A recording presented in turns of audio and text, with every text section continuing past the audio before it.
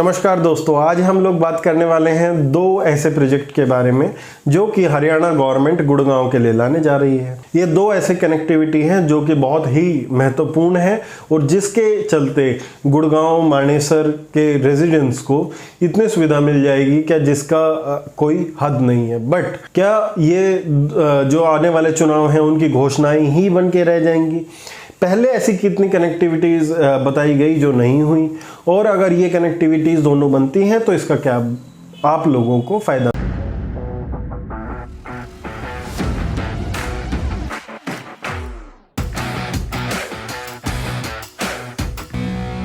मिलेगा। नमस्कार दोस्तों, मैं आपका भाई अरविंद डागर आप लोगों का स्वागत करता हूं आपके खुद के चैनल पे। आज हम लोग बात करेंगे जो कि अभी लेटेस्ट नितिन गडकरी जी ने एक प्रोजेक्ट की घोषणा की है जो कि 40 किलोमीटर का एलिवेटेड रोड बनाए जाना है। ये 40 किलोमीटर का एलिवेटेड रोड धौलाकुआं से लेके मानेसर तक बनना है, जिसकी चर्चाएं आज के डेट में बहुत जोरों पर हैं। पर क्या ये सिर्फ एक डीपीआर तक ही रह जाएगा? उन्होंने NHAI national highway authority of India को, डीपीआर होता है डिजिटल प्रोजेक्ट रिपोर्ट, जो कि नितिन गडकरी ने एनएचएआई को बनाने के निर्देश दिए हैं।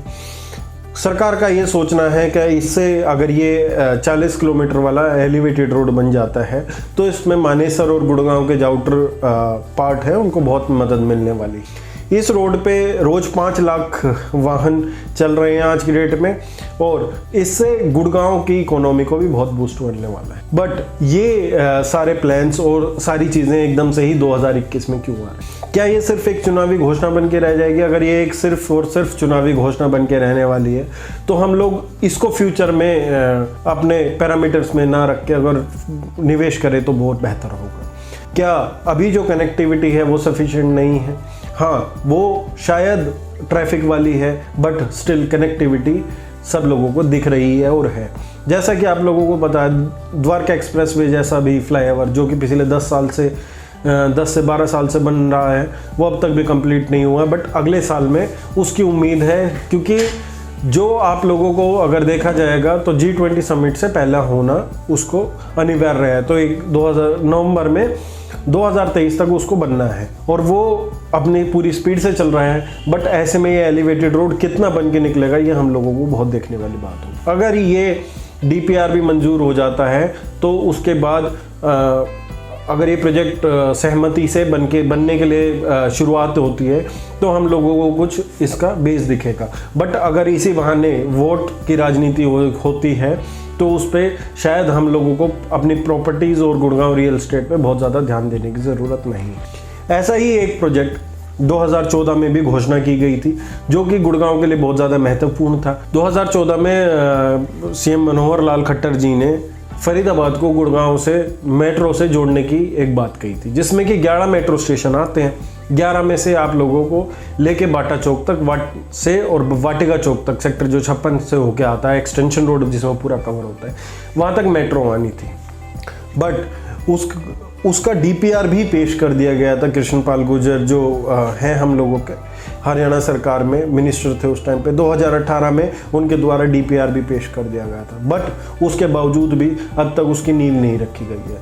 तो ऐसे में ऐसा 40 किलोमीटर का एलिवेटेड रोड का सिर्फ एक न्यूज़ कितना रियल एस्टेट पे असर डाल सकती है वो बहुत देखने वाली बात है। बट हाँ, ये ज़रूर है, क्या ये इस गवर्नमेंट की पॉलिसीज़ को लेके बहुत गहरा सवाल है, क्योंकि जो 2014 से और 2021-22 तक में नहीं हुआ, वो 2022 में जो घोषणा हुई है उसके बाद कैसा होगा।